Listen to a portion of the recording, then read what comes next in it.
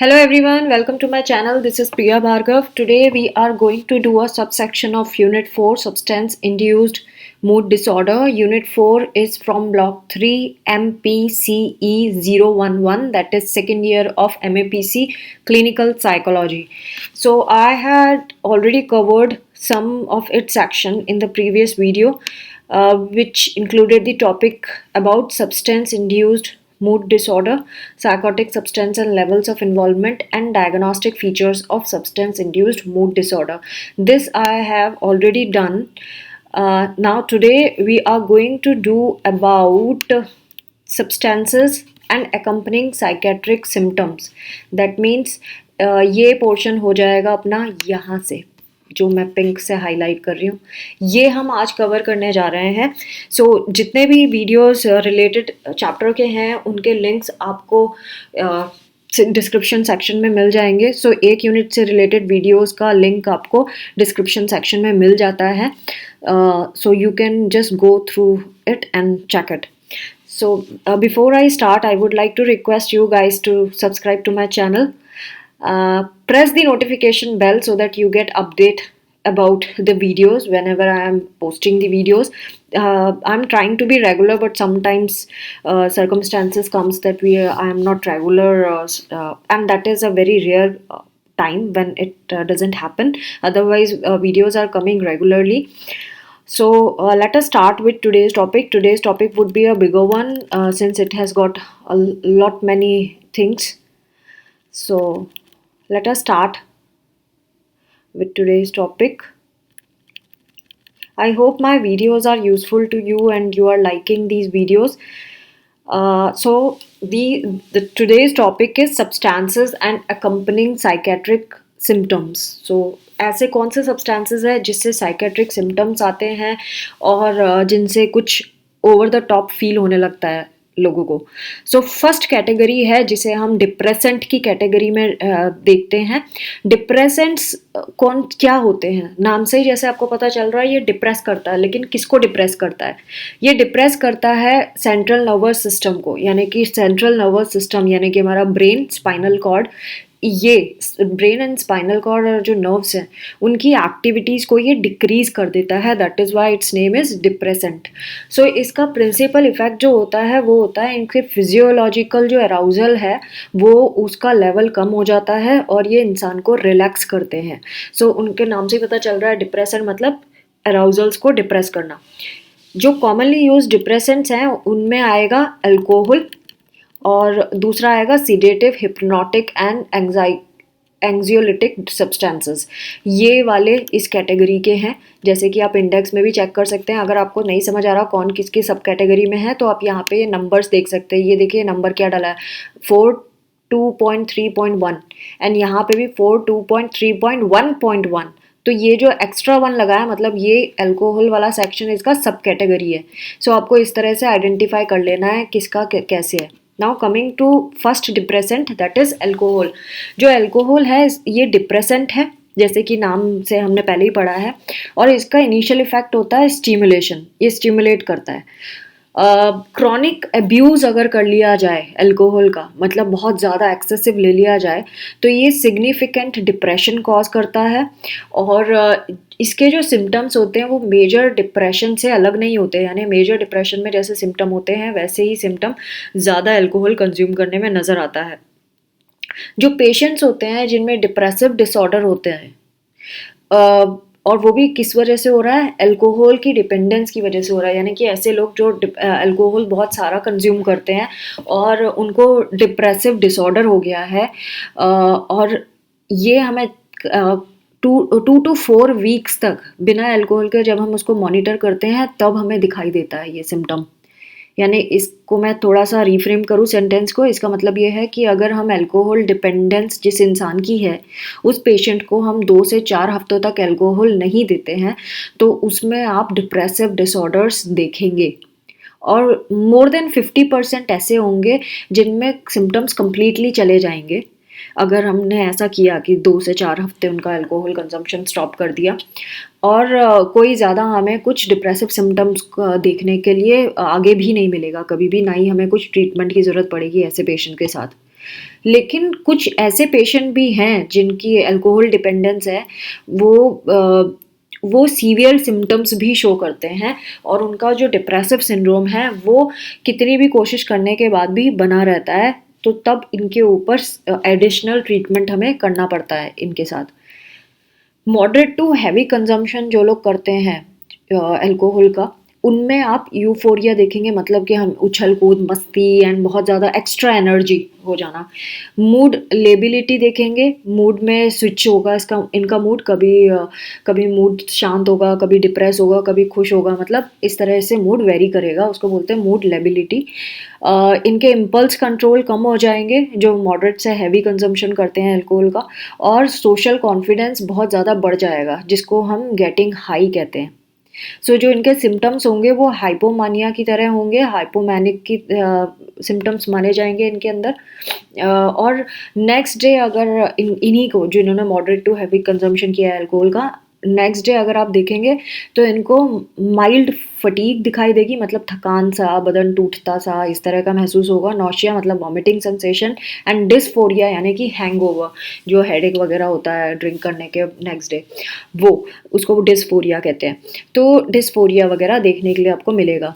जो खास तौर से वो लोग जिनकी लाइफ में बहुत ज़्यादा लाइफ स्ट्रेसेस हैं, बहुत ज़्यादा नुकसान हो गया है, या वो अपनी लाइफ में बहुत स्ट्रगल कर रहे हैं, ये वो केसेस होते हैं जिनको अल्कोहल का एडिक्शन हो जाता है, और इनकी मूड लेबिलिटी हमें दिखाई देती है, इम्पल्स कंट्रोल लोअर हो जाता है इनका, और वायलेंस इनमें बहुत ज़्यादा देखने के लिए मिलती है, खुद के साथ भी और दूसरों के साथ भी। अगर नेक्स्ट चीज़ है, ये आप ना पैराग्राफ में भी नोट डाउन कर सकते हैं अपने नोट्स में, अगर आपको ये चीज़ें क्लियर समझ में आ रही हैं तो। अगर प्रोलॉन्ग ड्रिंकिंग हो रही है किसी इंसान की, प्रोलॉन्ग ड्रिंकिंग मतलब बहुत लंबे टाइम तक इंसान ड्रिंक कर रहा है, तो वो उसको डिस्फोरिया के सिम्टम बढ़ जाएंगे, यानी हैंगओवर बहुत बढ़ जाएंगे, ऐसे इंसिडेंट्स बहुत ज़्यादा होंगे, एंग्जाइटी बहुत बढ़ती हुई नज़र आएगी, वायलेंट पोटेंशियल्स भी दिखाई देंगी, मतलब ये ज़्यादा वायलेंट रहेंगे।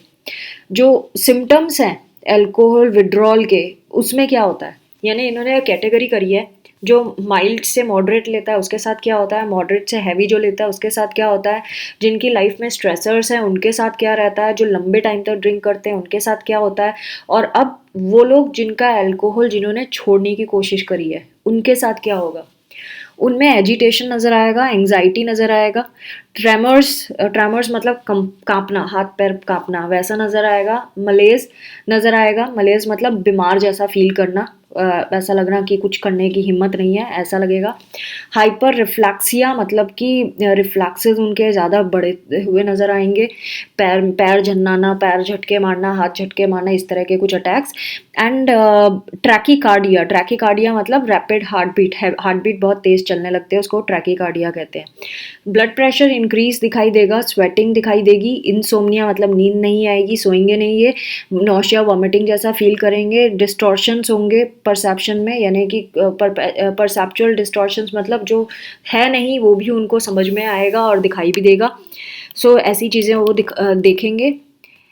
अगर एक्यूट विड्रॉल है फ्यू डेज, अगर एक्यूट विड्रॉल मतलब अगर इंसान ने विड्रॉल किया उसके बाद क्या होता है, अगर इंसान ने छोड़ दिया है उसके बाद कुछ दिनों में आप देखेंगे कि कुछ लोग एक्सपीरियंस करते हैं mood instability, fatigue, insomnia, reduced sexual interest, and कई वीक्स तक हॉस्टिलिटी भी इनमें दिखाई देगी। ये जो मैंने अभी सिम्टम्स बताया, mood stability, fatigue, insomnia, reduced sexual interest and hostility for weeks, इसको हम प्रोट्रैक्टेड विड्रॉल कहते हैं।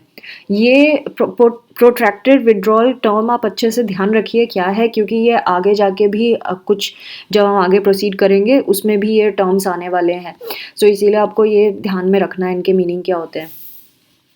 और फिर प्रोट्रैक्टेड विड्रॉल जो है ये मेजर डिप्रेशन और एंजाइटी डिसऑर्डर में करना थोड़ा मुश्किल काम होता है, क्योंकि सब में एक जैसी होता है प्रोट्रैक्टेड विड्रॉल, तो बहुत डिफ़िकल्ट है कि हमें ये पता लगाना कि ये मेजर डिप्रेशन है या फिर एंजाइटी डिसऑर्डर की वजह से हो रहा है। जो बहुत ज़्यादा सीवियर विड्रॉल्स होते हैं, ये इसमें क्या होता है, इसमें सीवियर इंस्टेबिलिटी आएगी ऑफ कोर्स, क्योंकि सीवियर है तो सब कुछ सीवियर ही होने वाला है। वाइटल साइंस इनके इंस्टेबिलिटी दिखाई देगी। वाइटल साइंस में एजिटेशन बहुत होगा, हेलुसिनेशंस भी होंगे सीवियर विड्रॉल में, और हेलुसिनेशंस के अलावा डिल्यूजन्स होगा, शिजर्स होंगे, तो ये चीज़ें इनमें दिखाई देगी। सो आई होप आप लोगों को ये वाले टर्म्स पता है। हेलुसिनेशंस का मतलब होता है आवाज़ें आना, कुछ दिखाई देना जो है नहीं वो भी दिखाई देना। डिल्यूजन्स भी इसी तरह का होता है कि जो सब कुछ अजीब सा कांपता हुआ, कुछ अजीब सी चीज़ें समझ में आती हैं, दिखाई देती हैं बिहेवियर वाइज भी। सो अगर हम बेस्ट प्रिडिक्टर क्या है कि ये जो विड्रॉल है फिर से होने वाला है, वो ये कि इनको पहले भी इस तरह के सिम्टम आए होंगे, तभी ये अभी भी आ रहा है। तो हमारा सिर्फ एक ही प्रिडिक्टर है कि आगे ये होगा कि नहीं होगा इस तरह के सिम्टम्स, तो उसका हम प्रिडिक्ट ऐसे ही कर सकते हैं कि इससे पहले भी अगर उस इंसान को इस तरह की हुई है तो मतलब आगे भी होने की बिल्कुल चांसेस हैं। अल्कोहल इंड्यूस्ड डिलीरियम की बारे में बात करें, जब हाई डोज ड्रिंकिंग हो जाती है तो उसको आप कैसे पता लगाएंगे? यानी कि ड्यूरिंग द ड्रिंकिंग फेज, जब इंसान ने पी ली है उस टाइम पे आप क्या देखेंगे? फ्लक्चुएशंस होंगे इनके मेंटल स्टेटस में, कन्फ्यूजन दिखाई देगा, डिसओरिएंटेशन होगा, यानी कि इनको पता नहीं होगा ये कहाँ पे है, किस जगह पे है, कहाँ जाना है, कुछ नहीं पता होता। एंड ये रिवर्सिबल होते हैं। जब ये विड्रॉल सिम्टम्स चले जाते हैं या फिर जब अल्कोहल है उसका उसका जो असर है वो ख़त्म हो जाता है, तो ये इंसान वापस नॉर्मल हो जाता है। अल्कोहल डिमेंशिया जो है, एक टर्म है अल्कोहल डिमेंशिया। डिमेंशिया तो आपको पता होगा, याददाश्त खो जाना। तो ये ब्रेन डैमेज से एसोसिएटेड है और ये रिवर्सिबल नहीं होती पूरी की पूरी तरह, और इंसान का जो पहले जैसा बिहेवियर है वो भी वैसा नहीं रह पाता। सेकेंड कैटेगरी जो डिप्रेसेंट्स की है वो है सीडेटिव, हिप्नोटिक एंड एंग्जियोलिटिक सब्सटेंसेस। इसमें हम करेंगे ये जो एक्यूट इंटॉक्सिकेशन जब होता है इन चीज़ों से, वो कौन कौन से हैं? ये एंग्जियोलिटिक ड्रग्स जैसे कि बारबिचुएट्स में कौन कौन से आते हैं? एमाइटल, सिकोनल, एमाइटल, सेकोनल एंड नेम्बुटल, ये बारबिचुरेट्स हैं। बेंजोडायस्पिन्स में अगर आप देखें तो इनके नाम हैं विलियम, जेनेक्स, रोहिप्नॉल एंड हेल्सियन। ये वाले बेंजोडायस्पाइन्स हैं। ये वो ड्रग्स हैं जो अल्कोहल जैसा ही एक्सपीरियंस कराते हैं। इनके अगर विड्रॉल सिम्टम्स हम देखें जो DSM-4 क्राइटेरिया में आते हैं, वो अल्कोहल जैसे सिमिलर ही होते हैं, क्योंकि ये भी डिप्रेसेंट्स का ही काम करते हैं। और मूड इंस्टेबिलिटी दिखाई देती है इनमें, जिसमें मूड इंस्टेबिलिटी के अलावा मूड इंस्टेबिलिटी का मतलब होता है कभी इंसान डिप्रेस फील करेगा, कभी हैप्पी फील करेगा, और इसके अलावा उनको एंग्जाइटी और डिप्रेशन दिखाई देगा। स्लीप डिस्टर्बेंस भी नज़र आएगी, ऑटोनॉमिक हाइपर एक्टिविटी नज़र आएगी, ट्रेमर्स होंगे इनमें, नौशिया, वॉमिटिंग, ये वाली फीलिंग होगी इनके अंदर, मतलब ये महसूस करेंगे। एंड और सीवियर केसेस जो होंगे उनमें ट्रांजिएंट हेलुसिनेशंस, इल्यूजन्स, ग्रैंडेमल सीजर्स, ये सारी चीज़ें आपको दिखाई देंगी। नाउ कुछ रिपोर्ट्स ऐसा भी कहती हैं जो प्रोट्रैक्टेड विड्रॉल सिंड्रोम, देखिए मैंने पहले ऊपर बताया था प्रोट्रैक्टेड विड्रॉल सिंड्रोम क्या होता है, वो फिर से यहाँ टर्म आया है डिप्रेसेंट्स के लिए। तो प्रोट्रैक्टेड विड्रॉल सिम्टम जो है उसमें आप जिनको ये होगा, जिन लोगों को, उनमें एंग्जाइटी, डिप्रेशन, पेरेस्थीसियासिस, ये भी बहुत पहले हमने कुछ वीडियोस में पढ़ा है। इसका मतलब होता है झुनझुनाना, हाथों में झुनझुनी चढ़ जाती है, खून जब रुक जाता है तब प्रिकिंग जैसी फीलिंग आती है, उसको बोलते हैं। परसेप्चुअल डिस्टॉर्शंस, वही नहीं समझ पाएंगे क्या हो रहा है, सब कुछ उलट सुलट समझ आएगा। मसल पेन रहेगा, ट्विचिंग मतलब कि मसल जो फड़कती है उस तरह का। एंड टिनिटस मतलब कि कान में रिंगिंग की आवाज़ आते रहना। डिजीनेस, उल्टी जैसा लगना। हेडेक, डीरियलाइजेशन, रियलाइज नहीं होना किसी भी चीज़ का, सच्चाई का। डीपर्सनलाइजेशन, खुद के बारे में भी महसूस नहीं होना, कहाँ है, क्या है, कैसा कर रहे हैं। इम्पेयर्ड कंसंट्रेशन भी खराब रहेगा इनका। जो विद इन वीक रिजॉल्व हो जाते हैं सिम्टम्स, ज़्यादातर केसों के विद इन वीक्स हो जाता है, कुछ हफ्तों में ये ठीक होने लगते हैं। कुछ सिम्टम्स हैं जैसे कि एंग्जाइटी, डिप्रेशन, टिनिटस एंड पेरिस्थीसियासिस, जो मैंने ऑलरेडी बता दिया है। ये 1 साल के में नोटिस होता है पेशेंट को, मतलब पता चलता है कि उसके साथ ये है विड्रॉल के बाद। ये कुछ रेयर केसेस में होता है इस तरह से। कोई क्रॉनिक डिमेंशिया नहीं दिखाई देता इनमें। कोई इस तरह का क्रॉनिक डिमेंशिया टाइप सिंड्रोम नहीं होता इनमें। और बहुत सारे लोग हैं जो सीडेटिव्स को क्रॉनिकली यूज़ करते हैं, और उनको डिफ़िकल्टी होती है बाद में, फिर एंग्जाइटी सिम्टम्स आ जाते हैं उनके अंदर, और ये बहुत पुअरली रिस्पॉन्ड करते हैं दूसरे भी एंग्जाइटी ट्रीटमेंट्स को। नाउ सेकेंड कैटेगरी जो है डिप्रेसेंट्स के बाद, वो है स्टिमुलेंट्स। ये ऐसे टॉपिक्स हैं जो एग्ज़ाम में आ सकते हैं। Tell us about stimulants and उनके फिर सबके एग्जांपल बताओ, एंड देन उनका रिएक्शन कैसा होता है बॉडी में वो बताओ। तो इस तरह से एग्ज़ाम में आ सकता है, तो थोड़ा सा आपको केयरफुल रहना है इसको जब आप करेंगे। स्टिमुलेंट्स के बारे में बात करें तो ये कौन है? Stimulants commonly used psycho active substances हैं, जैसे कि कैफ़ीन हो गया। कैफ़ीन कहाँ कहाँ होती है? कॉफ़ी में, चॉकलेट में, सॉफ्ट ड्रिंक्स में, यहाँ इसमें मिलती है। निकोटीन टोबैको प्रोडक्ट्स होते हैं, जो सिगरेट्स, तंबाकू, इसमें यूज़ होता है। एम्फिटामिन्स एंड कोकेन्स, ये सारे स्टिमुलेंट्स हैं। इनके बारे में हम वन बाय वन करने वाले हैं। पहले जो स्टिमुलेंट्स एक कॉमन क्या चीज़ है उसके बारे में बात करें। स्टिमुलेंट्स जो होते हैं ये बहुत हमें अलर्ट बना देते हैं, एनर्जेटिक बना देते हैं, लेकिन आप कई हफ्तों तक अगर इसको बंद कर देते हैं, एब्सिंटिएंस मतलब बंद कर देना, कुछ हफ्तों में अगर आप रोक देते हैं। बहुत सारे लोग होते हैं जो एडिक्टेड होते हैं इस चीज़ के, स्टिमुलेंट्स के, वो डिस्फोरिक स्टेट को फील करते हैं। डिस्फोरिक मतलब कि एन्जॉय नहीं करना, प्लेजर को एन्जॉय नहीं करना। एंड एनीडोनिया मतलब प्लेजर की कमी होना। डिस्फोरिक मतलब हैंगओवर वाली कंडीशन, हेडेक होना, ये सारा dysphoric. So dysphoric is headaches, जो हैंगओवर जिसे कहते हैं, और एनीडोनिया इज एब्सेंस ऑफ प्लेजर। तो ये चीज़ें वो लोग एक्सपीरियंस करते हैं जिन्होंने छोड़ दी हो कुछ टाइम के लिए, उनको स्टिमुलेंट के छोड़ने से ऐसा फील होती है। इसके अलावा उनको एंग्जाइटी फील होती है, और लेकिन ये कोई भी मेजर डिप्रेशन के सिम्टम्स जो DSM-4 में बताए गए हैं उससे कोरिलेट नहीं कर सकते हम इसको। नाउ स्टिमुलेंट सब्सटेंसेस कौन कौन से हैं? पहला स्टिमुलेंट सब्सटेंस है एम्फिटामिन। एम्फिटामिन जो है ये central nervous system CNS stimulants है, मतलब CNS का फुल फॉर्म है central nervous system. CNS stimulants होते हैं ये। हमें जब हम इसको कंज्यूम करते हैं तो ये हमें बहुत अच्छी फीलिंग देता है, हमारा कंसंट्रेशन अच्छा कर देता है, एनर्जी अच्छी कर देता है, वेलबींग हमें फील होने लगता है। लेकिन एम्फिटामिन अगर अब्यूज़ हो रहा है, एम्फिटामिन अब्यूज़ में क्या होता है, ये साइकोटिक सिम्टम्स डेवलप कर देता है।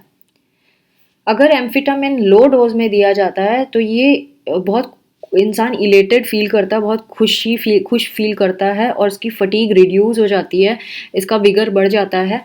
और इसको बोलते हैं, इसको एक टर्म से पहचानते हैं, हम बोलते हैं फील अप फील करने लगता है इंसान। लेकिन कुछ पीरियड के बाद ये इलेशन जो है फिर से डाउन हो जाता है एंड क्रैश हो जाता है। तो तब जब इंसान डाउन हो जाता है तब हम बोलते हैं क्रैश हो गया, और डिप्रेस फील करेगा, थका हुआ फील करेगा। DSM-4 का ने डायग्नोस्टिक क्राइटेरिया डाला है इसके ऊपर कि कैसे आप बताएंगे कि एम्फिटामिन इंटॉक्सिकेशन हो गया है।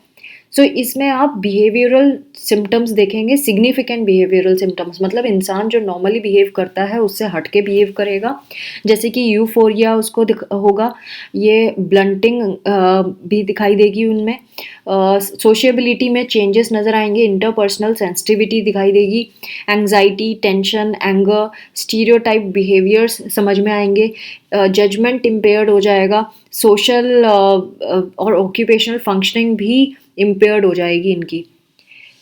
एक्सटेसी जो है ये मिथाइल एनीडॉक्सी मिथा एम्फेटामिन, MDMA जिसे कहते हैं, काफ़ी बड़ा नाम है इसका। तो M से हो गया मिथाइलीन है, ये बेसिकली मिथाइलीन हो गया M से। फिर D से हो गया डाईऑक्सी, इसको मैं दूसरे कलर से करूँगी सो आपको ज़्यादा समझ में आएगा मैं क्या बोल रही हूँ। ये हो गया डाईऑक्सी, और MA मतलब M से myth, wait a second, okay, this is myth and then amphetamine. So it is easy to read now. अगर आप देखें तो MDMA का फुल फॉर्म एग्जाम में भी पूछा जाता है. That is why I am taking so much of effort to explain you what is MDMA. MDMA is methylenedioxymethamphetamine. ये आपको अब एग्ज़ाम में लिखने के लिए भी आसान होगा. सो ये MDMA अभी न्यूज़ में भी ड्रग्स केस के बारे में NCB ने बहुत सारी चीज़ें बताई थी. तो ये इसका फुल फॉर्म है. तो ये डिज़ाइनर ड्रग होता है और ये एम्फेटामिन से ही बनता है. Basically amphetamine is the main product. और ये बड़ी बड़ी जो पार्टीज़ होती हैं और एनर्जेटिक पार्टीज़ और रेव पार्टीज़ जिसे कहते हैं या नाइट क्लब्स होते हैं, वहाँ पे ये MDMA यूज़ होता है. ये माइल्ड यूफोरिया कॉज करता है, एनर्जी इंक्रीज कर देता है, लिबिडो भी इंक्रीज कर देता है. Libido is a sexual power, वो इंक्रीज कर देता है. सो ये बहुत जल्दी टॉलरेंस डेवलप कर देता है इंसान के अंदर. मतलब अब छोटे डोज से इनको काम नहीं चलता, इनको बड़े डोजेस लेने पड़ते हैं. और डिप्रेशन, एंजाइटी और साइकोसिस देखने के लिए मिलता है जो रेगुलर यूज़र हैं, जो इसको रेगुलरली यूज़ करते हैं. कुछ सिम्टम्स जो हैं वो काफ़ी टाइम तक परसिस्ट करते हैं even after leaving the drug. छोड़ दिया जाए ये MDMA तो भी उसको सिम्टम्स कई मंथ्स तक रहते हैं इंसान के अंदर. नेक्स्ट जो इसकी कैटेगरी है स्टिमुलेंट की, वो है कैफीन. कैफीन के बारे में हम क्या बोलेंगे. Caffeine is a psychoactive substance again, और ये सारे के सारे लोग जनरली यूज़ करते हैं. That is why its name is gentleman stimulant. Caffeine को जेंटलमैन स्टिमुलेंट के नाम से भी जानते हैं. क्यों? क्योंकि ये हर कोई ले रहा है और इसका जो सबसे लीस्ट हार्मफुल एडिक्टिव ड्रग है ये. जितने भी एडिक्टिव ड्रग्स हैं उनमें से सबसे कम हार्मफुल होता है ये. और ये कहाँ कहाँ मिलता है? ये मिलता है टी में, कॉफ़ी में, कोला ड्रिंक्स में एंड कोकोआ प्रोडक्ट्स में. देखिए हम कितने ज़्यादा चीज़ें, हम भी नशा करते हैं, हम दूसरों पे उंगली उठाते हैं, लेकिन ये भी एक तरह का नशा ही है, लेकिन थोड़ा कमज़ोर टाइप का नशा है. सो अगर जो रेगुलर यूज़र है कैफ़ीन के, उनको क्या होता है, उनमें टॉलरेंस आ जाती है, डिपेंडेंस आती है ड्रग पे. See I am also habitual of taking tea. तो मुझे अगर टी ना मिले तो मुझे भी कुछ कुछ ऐसी ही प्रॉब्लम होती है कि हेडेक होने लगता है मेरा. एंड टी लेते ही साथ मैं बिल्कुल अच्छा फील करने लगती हूँ. See how it is prevalent in everybody's life. आपने कभी सोचा है कि हम भी एक तरह का नशा करते हैं? सो ये भी एक तरह का नशा ही है, स्टिमुलेंट है ये. अगर ये मॉर्निंग टी किसी को ना दी जाए, कॉफ़ी ना दी जाए, तो क्या होगा? जो इंसान है उसको हेडेक शुरू हो जाएगा, ड्राउसीनेस फील होएगी, अनप्लीसेंट मूड हो जाएगा और विड्रॉल सिम्टम्स भी आने लगते हैं. यानी कुछ ना करने का मन करता है, नहीं कुछ उदासी सी फील होती है बिना चाय के. सो ऐसा लोगों को लगने लगता है. चाय, coffee, Cola drinks and cocoa, यानी कि वो चॉकलेट्स में भी होता है. सो जब ये इसको लार्ज क्वांटिटी में ले लिया जाए, सपोज आपने 3-4 कप एक साथ पी लिए चाय के, तो ये माइल्ड टू मॉडरेट एंजाइटी करने लगता है. मतलब ज़्यादा लेना भी खतरनाक है, इसको नहीं लेना भी खतरनाक है, मतलब दिक्कत करता है. सो कैफ़ीन जो है वो एंजाइटी का लेवल लोगों में वेरी करता है. कईयों में ज़्यादा हो जाता है, कईयों में कम होता है. सो ये एसोसिएटेड है पैनिक अटैक्स वाले पेशेंट्स में भी. जिन लोगों को पैनिक अटैक आते हैं उनमें भी नंबर ऑफ पैनिक अटैक बढ़ जाते हैं कैफ़ीन के साथ. सो ये ध्यान में रखना है. नेक्स्ट टाइप का जो स्टिमुलेंट है उसको हम कहते हैं कोकेन. कोकेन जो है ये कोका करके एक प्लांट है, उसकी पत्तियों से बनता है और ये बहुत पावरफुल स्टिमुलेंट है जो कॉज करता है यूफोरिया. अगेन बहुत एनर्जी, बहुत डांस, बहुत ऊंचा को रख के काम करना, वैसा वाला. और अलर्टनेस और एनर्जी भी इंक्रीज करता है. हार्ट बीट को बहुत रैपिड कर देता है, इरेगुलर कर देता है. इसके फैटल कंसिक्वेंसेस भी हो जाते हैं. जो कोकेन बहुत ज़्यादा लेते हैं उनके केस में आप देखेंगे कि बहुत ज़्यादा इनको जो लोग ज़्यादा लेते हैं उनमें डेथ भी हो जाती है कई लोगों की. सो पर्सन की फिजिकल कंडीशन कैसी है, ड्रग को कितना ज़्यादा लिया है उस पर डिपेंड करता है कि उनके साथ क्या होगा ये ड्रग लेने के बाद. जो यूज़र होता है वो एंजाइटी के और डिप्रेशन के सिम्टम दिखाने लगता है अगर ज़्यादा ले ले. और उसको अगर उसकी रोक दी जाए तो भी उनमें एंग्जाइटी डिप्रेशन आता है और ये ड्रग क्रेविंग बढ़ती जाती है। और रेगुलर यूज़र जो होते हैं उनमें साइकोसिस के सिम्टम्स डेवलप होने शुरू हो जाते हैं, जैसे कि hallucinations, paranoid delusions, Frank paranoid delusions, ये चीज़ें कोकेन लेने से होती है।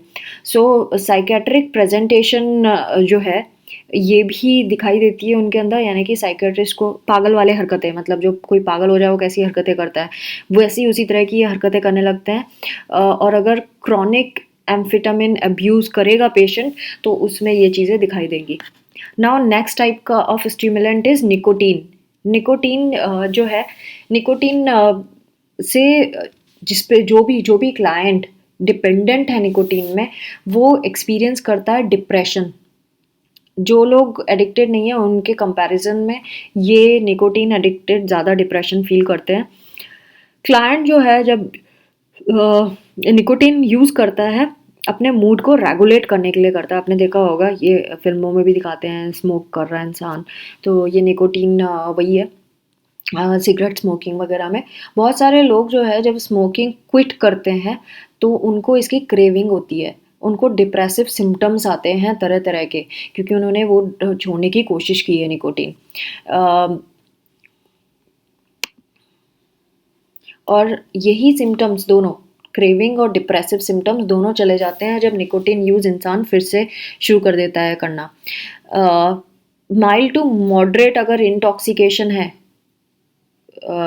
इसका कोकेन का या मिथा एम्फेटामिन या फिर दूसरे स्टिमुलेंट्स का, तो इसमें जब भी इनका इंटॉक्सिकेशन होता है माइल्ड से लेके मॉडरेट का, ये सारे के सारे स्टिमुलेंट्स की बारे में बात कर रहे हैं। Cocaine is also an stimulant, amphetamine भी है और बाकी जो भी हैं, इनके माइल्ड से मॉडरेट कंजम्पशन से इंसान को यूफोरिया होगा, वेलबींग का फील करेगा इंसान की सब कुछ ठीक है, बढ़िया है सब, और पावर्स जो उसके थॉट्स की हैं, स्ट्रेंथ और अकम्पलिशमेंट की, वो सारी चीज़ें इंक्रीज हो जाएंगी। मतलब उसको सब कुछ पॉजिटिव पॉजिटिव बहुत अच्छा अच्छा फील होएगा। अगर लो टू मॉडरेट डोजेस हम एम्फेटामिन का देते हैं तो इसमें जो टेस्ट टेकिंग स्किल्स है वो टेम्परेरीली इंक्रीज होती है, जिनमें ख़ास तौर से अटेंशन डेफिसिट डिसऑर्डर्स होते हैं, यानी कि जिनको अटेंशन डेफिसिट डिसऑर्डर है उनको हम एम्फेटामिन्स देते हैं एज अ ट्रीटमेंट। सो उनके अंदर ये टेस्ट टेकिंग स्किल्स टेम्परेरीली कुछ टाइम के लिए इंक्रीज हो जाती है। और जिनमें अटेंशन डेफिसिट डिसऑर्डर नहीं है उनमें भी आप ये चीज़ देखेंगे। ज़्यादातर जो सब्सटेंसेस हैं जो यूज़ किए जाते हैं और या फिर इनका इंटॉक्सिकेशन इंक्रीज हो जाए तो अटेंशन, एबिलिटी टू कंसंट्रेट और फंक्शन, ये सारी की सारी चीज़ें फिर डिक्रीज होना शुरू हो जाता है अगर इन चीज़ों का इंटॉक्सिकेशन हो जाए। सो डोसेज जैसे ही कोकेन का और मेथाम्फेटामिन्स मेथाम्फेटामिन्स जो है और कोकेन है, इनका अगर हम डोसेज इंक्रीज कर देते हैं तो इम्पल्सिव डेंजरस बिहेवियर्स के चांसेस बढ़ जाते हैं। मतलब अचानक से खतरनाक एक्शंस करने लगते हैं, बिहेवियर ऐसा शो करते हैं जो लोग डर जाएं जिनसे, और इनकी लाइफ के लिए भी बहुत थ्रेटनिंग होता है वैसा, जिसमें वायलेंस इंक्लूडेड है, प्रोमिस्कस सेक्सुअल एक्टिविटीज़ इंक्लूडेड है, और बाकी भी जो इस तरह की डेंजरस एक्टिविटी है वो सब इंक्लूडेड है। और जो क्रॉनिक हैवी यूज़र्स हैं इसके, वो पैरानॉइड डिल्यूजनल स्टेट्स को एक्सपीरियंस करने लग जाते हैं। अगर इसको बहुत हफ्तों तक ना दिया जाए, स्टिमुलेंट्स को अगर कई हफ्तों तक ना दिया जाए तो बहुत सारे लोग जो एडिक्टेड हैं इस चीज़ के, स्टिमुलेंट्स के, वो डिस्फोरिक स्टेट को रिपोर्ट करते हैं। डिस्फोरिक स्टेट जैसे कि मैंने बताया था, क्या होता है, इंसान को बीमार सा फील होने लगता है, नॉर्मल नहीं फील करता है और डिप्रेशन का फीलिंग आता है, वो वाला स्टेट बताने लगते हैं। एंड एनीडोनिया सबसे इम्पॉर्टेंट है, यानी कि एब्सेंस ऑफ प्लेजर, ये इनको बहुत ज़्यादा होता है और एंग्जाइटी होने लगती है।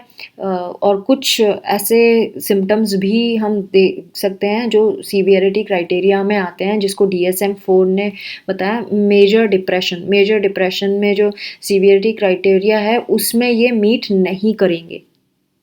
जो सिम्टम्स इसमें आते हैं एडिक्शन की वजह से वो मेजर डिप्रेशन के क्राइटेरिया को मीट नहीं करेंगे। एनीडोनिक स्टेट्स जो हैं ये कई हफ्ते तक रहेंगी, उनको प्लेजर किसी भी चीज़ में फील नहीं होगा।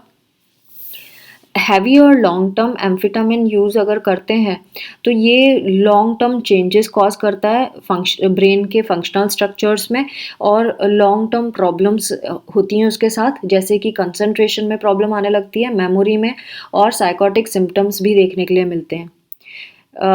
इनफैक्ट अगर हम अल्कोहल बिंजेस हो जाए या फिर मेथा एम्फेटामिन बिंजेस हो जाए, मतलब इनको लंबे महीने तक या कई हफ्तों तक रोक के रखा जाए, तो क्या होता है, कई लोगों में अनकॉमन पैटर्न भी नज़र आता है जिसको बाइपोलर डिसऑर्डर से रिजेंबल करके देख सकते हैं। उनमें ऐसे बाइपोलर डिसऑर्डर जैसे होने लगता है अगर ये यूज़ नहीं करते हैं। और कई लोगों में अगर ये डोज इन्होंने ड्रग्स नहीं भी यूज़ किए हैं तो भी उनमें बाइपोलर डिसऑर्डर अपीयर होना शुरू हो जाता है। नेक्स्ट कैटेगरी है, हमने फर्स्ट कैटेगरी की थी डिप्रेसेंट्स, सेकंड की थी हमने स्टिमुलेंट्स, एंड थर्ड कैटेगरी है ओपियोइड्स जो हम अभी पढ़ रहे हैं। ओपिएट जो है एक नेचुरल केमिकल है जो ओपियम पॉपी से मिलता है, और इसका नारकोटिक इफेक्ट होता है, यानी कि ये पेन को रिलीव करता है और स्लीप को इंड्यूस करता है। जो टर्म ओपियोइड्स है ये वो फैमिली ऑफ सब्सटेंसेस हैं जिसमें नेचुरल ओपिएट्स आते हैं, सिंथेटिक वेरिएशंस भी दिखाई दे मिलते हैं, एंड ऐसे सब्सटेंसेस जो ब्रेन में नेचुरली मिलते हैं वो सब ओपियोइड टर्म में इंक्लूड होते हैं, उन सबको हम ओपियोइड बोलते हैं।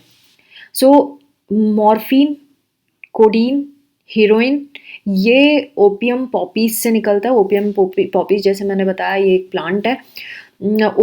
ओपिएट्स जो होते हैं ये एनाल्जेसिक्स होते हैं, यानी कि पेन को रिलीव करते हैं, और ये यूफोरिया कॉज करते हैं, ड्राउजीनेस कॉज करते हैं, ब्रीदिंग को स्लो कर देते हैं।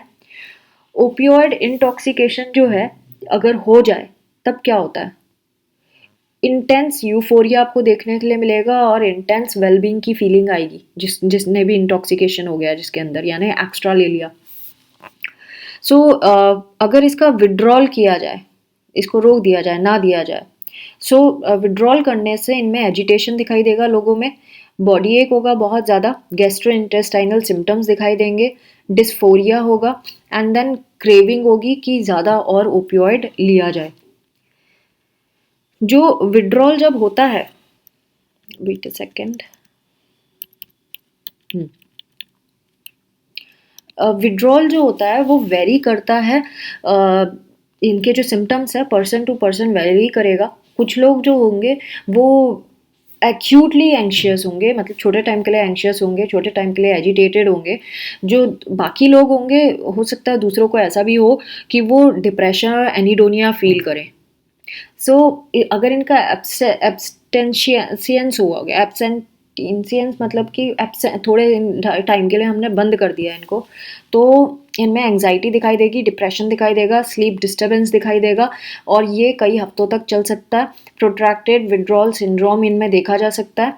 अगर हम इसको डिफ्रेंशिएट करना चाहें मेजर डिप्रेशन या एंजाइटी से तो ये बहुत मुश्किल है करना, क्योंकि मेजर डिप्रेशन एंजाइटी में भी यही सेम सिम्टम होते हैं, लेकिन बहुत सारे जो क्लिनिशियंस हैं वो क्या करते हैं, ये जो सिम्टम्स है जो मेजर डिप्रेशन या एंजाइटी से मिलते जुलते हैं उनका एक क्लस्टर को एक साथ ट्रीट करते हैं, सिम्टम के अकॉर्डिंगली ट्रीटमेंट देते हैं ऐसे लोगों को।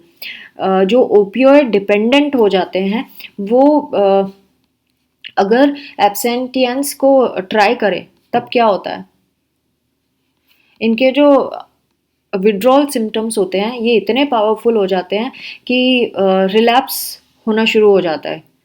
इनफैक्ट रिलैप्स मतलब वो फिर से कंजम्पशन की तरफ चले जाते हैं, क्योंकि इनको है ना ट्रीटमेंट से भी कोई फ़ायदा नहीं होता, क्लाइंट के मोटिवेशन से भी उसको कोई फ़ायदा नहीं होता।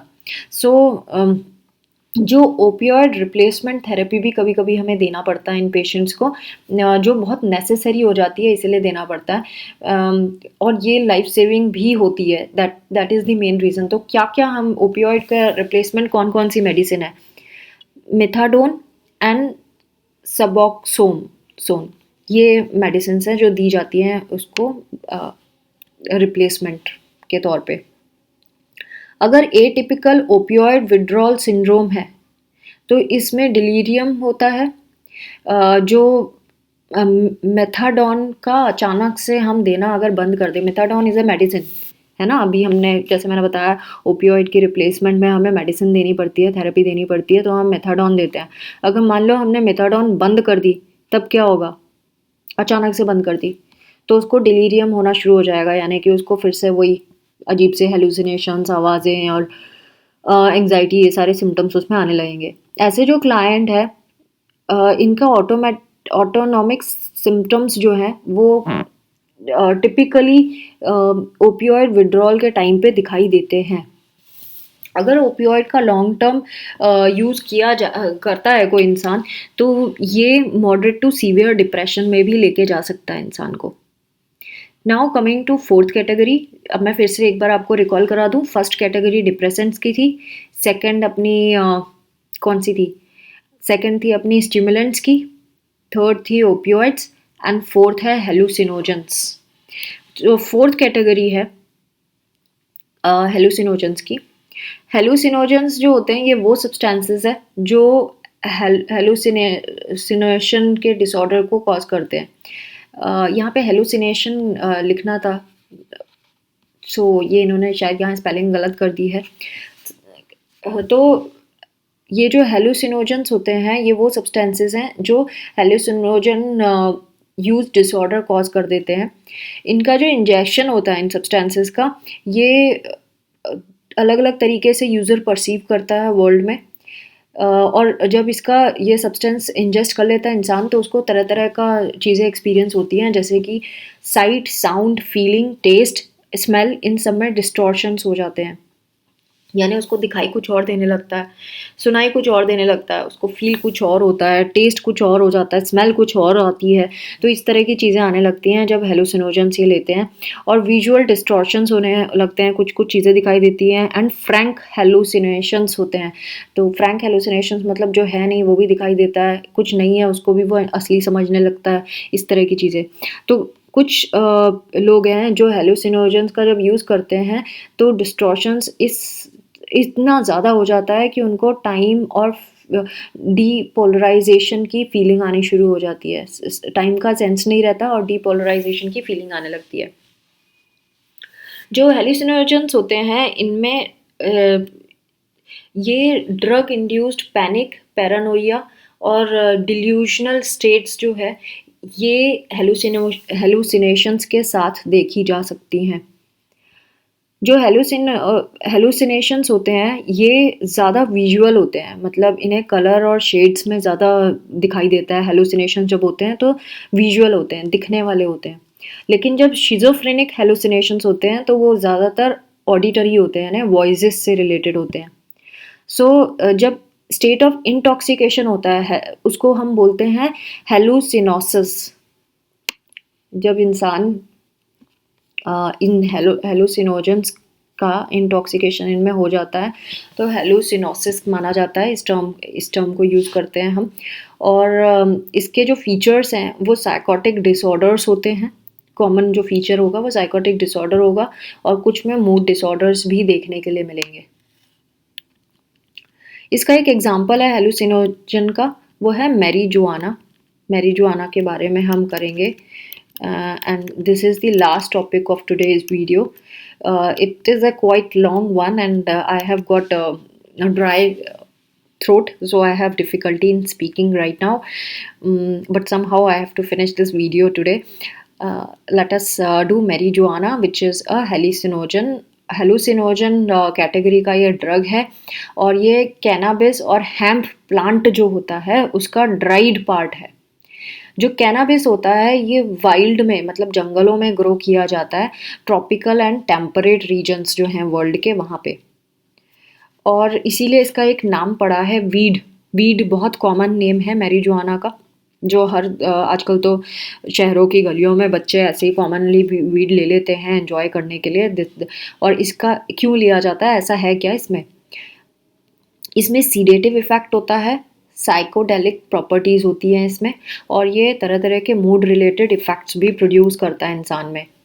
जो भी इंसान जिसमें टॉलरेंस नहीं है इसके इफ़ेक्ट्स की। अगर हाई डोजेस मैरिजुआना ले लिया जाए तो ये एक्यूट मैरिजुआना इंटॉक्सिकेशन कॉज कर देता है।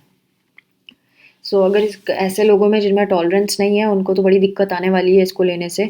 उन्हें यूफोरिया के साथ एजिटेशन फील होता है, ग्रैंडियोसिटी फील होता है, प्रोफाउंड थॉट्स आते हैं, मतलब सब कुछ ग्रेट ग्रेट महसूस होता है। और ये सिम्टम्स हैं, ये मानिया को मिमिक करते हैं। मैरिजुआना जो है ये धीरे धीरे बॉडी से निकलता है, यानी कि ब्लड टेस्ट कराया जाए तो ये डिटेक्ट हो जाता है आसानी से। और क्रॉनिक अगर इसका यूज़ किया जाए तो ये कांस्टेंट मैरिजुआना लेवल्स बॉडी में रहेगा, इसका जाएगा नहीं, क्योंकि ज़्यादा ले लिया तो बॉडी तो धीरे धीरे इसको कंज्यूम करेगी, दैट इज़ वाई। डेली अगर मैरिजुआना का यूज़ किया जाए तो क्रॉनिक मैरिजुआना इंटॉक्सिकेशन हो जाता है।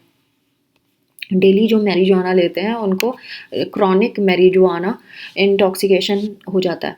तो देखिए, जहाँ एक्यूट वर्ड आ रहा है यहाँ पे क्रॉनिक आ रहा है। एक्यूट का मतलब शॉर्ट पीरियड और क्रॉनिक का मतलब लॉन्ग पीरियड। जो सिम्टम्स होते हैं क्रॉनिक के वो होता है लो ग्रेड लेथार्जी, आलस सा रहेगा, डिप्रेशन रहेगा और एंग्जाइटी भी रहेगी, मेमोरी लॉस भी हो जाएगा। फेनसाइक्लिडाइन पीसीपी इंटॉक्सिकेशन। फेनसाइक्लिडाइन यानी कि पीसीपी, इसका अगर इंटॉक्सिकेशन हो जाए तो इनको सिम्टम्स कैसे आते हैं? इनको सिम्टम्स होते हैं यूफोरिया, मैनिया, डिप्रेशन, इनमें से कुछ भी हो सकता है। सेंसरी डिसोसिएशन हो जाता है, हेलुसिनेशंस होते हैं, डिल्यूजन्स होते हैं, साइकोटिक थिंकिंग होने लगती है इनकी, बॉडी इमेज ऑल्टर्ड हो जाती है, डिसओरिएंटेशन फील होता है इनको। दूसरे जो हेलुसिनोजेंस हैं जो इन्होंने ऊपर अलग से सेपरेट करके देना चाहिए था, आई फील सो, वो नहीं दिया हुआ है। देखिए, मैरिजुआना के बाद सेकंड ये है LSD, lysergic acid diethylamide. LSD, LSD भी एक तरह का हेलुसिनोजन है। एक और है MDMA। MDMA को हम पढ़ेंगे, ये हमने पहले भी पढ़ा है, methylene dioxy myth amphetamine, ecstasy भी कहते हैं जिसको। और MDA क्या होता है? Methylene dioxy amphetamine. ये वाले जो हैं ये भी एक तरह के हेलुसिनोजेंस ही हैं। ये इंटेंस इमोशनल एक्सपीरियंस शो करते हैं। किसी भी इंसान जो भी लेगा उसमें इंटेंस इमोशनल एक्सपीरियंसेस होंगे, जिसे पॉजिटिव या नेगेटिव मूड स्टेट्स भी कह सकते हैं ड्रग यूज़र में। ये जो ड्रग यूज़र पे डिपेंड करता है वो पॉजिटिव मूड स्टेट में रहेगा कि नेगेटिव में रहेंगे। और ये जो एक्सपीरियंसेस हैं ये ग्रेटली पर्सनैलिटी को अफेक्ट करते हैं, मूड स्टेट को, जो भी पहले मूड स्टेट था उस पर असर डालते हैं, पर्सनल एक्सपेक्टेशंस में चेंज करते हैं। ड्रग डोसेज पे भी डिपेंड करता है कि कैसे उनका बिहेवियर रहेगा। एनवायरमेंटल सराउंडिंग पे भी डिपेंड करता है कि उनका मूड पे किस तरह का असर रहेगा, उनकी पर्सनालिटी पे किस तरह का असर रहेगा। जो बहुत सारे जो यूज़र्स होते हैं उनमें सेंसरी एंड परसेप्चुअल डिस्टॉर्शंस देखने के लिए मिलते हैं। कुछ यूफोरिक, रिलीजियस और स्पिरिचुअल एक्सपीरियंसेस भी फील करते हैं।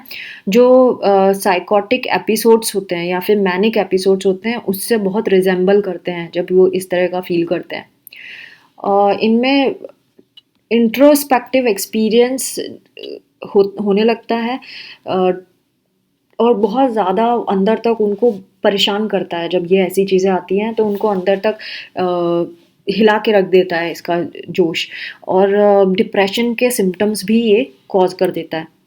So friends, this was all about types of drugs जो हमने पढ़े हैं, जो मूड एनहांसर्स होते हैं और किस तरह से ऐसे सब्सटेंसेस जो साइकेट्रिक सिम्टम्स कॉज करते हैं वो हमने पढ़ा। 4 कैटेगरीज़ के दिए थे इन्होंने। आई होप ये सारे 4 कैटेगरीज़ को आप समझ गए होंगे। आप चाहें तो इनको है ना ऐसे फ्लो चार्ट बना के भी लिख सकते हैं, substances accompanying psychiatric symptoms, and उसके 4 ऐसे फ्लो चार्ट बनाइए। एक में लिखिए डिप्रेसेंट्स, दूसरे में लिखिए स्टिमुलेंट्स, तीसरे में लिखिए ओपियोइड, चौथे में लिखिए हेलुसिनोजेंस, और फिर उनके एग्जाम्पल्स नीचे डाल के एंड देन उनके टाइप्स लिख सकते हैं, पॉइंट्स लिख सकते हैं। So friends, I hope my videos are useful to you. So if it is so, then do not forget to subscribe, like and share my videos. Share करना मत भूलिए, ये बहुत ज़रूरी है क्योंकि ज़्यादा से ज़्यादा स्टूडेंट इसका फ़ायदा उठाएं. आई नो कंपटीशन के चक्कर में कई लोग नहीं करते होंगे ये काम, बट कंपटीशन तो हेल्दी नहीं माना जाएगा ना. We are psychologist, we should be genuine towards that thing कि सबको आप equal opportunities दें and then compete. That is the real and original competition. So I hope my videos are useful. So do not forget to subscribe, like and share. Thanks for watching. Take care of yourself. Bye bye.